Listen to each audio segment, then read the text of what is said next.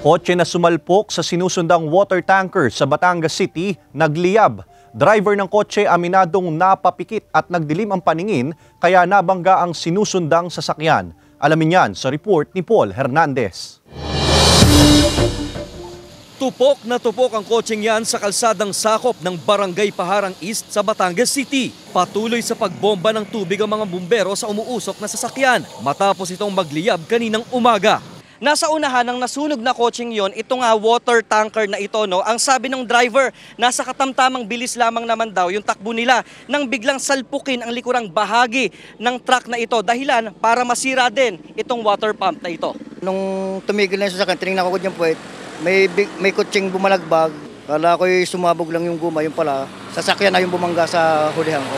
Nakuhanan pa ng CCTV ang pagbangga ng kotse sa truck bago ito napunta sa kabilang linya ng kalsada. Kita ang pag-usok bago tuluyang lamunin ng malaking apoy. Tinitingnang sanhi ng sunog ang problema sa makina ng sumulpok sa barrier. Sa aming initial investigation, hindi pa malaman kung electrical o yung makina. Pero ang pinakakos talaga, yung due to impact niya dun sa may steel barrier.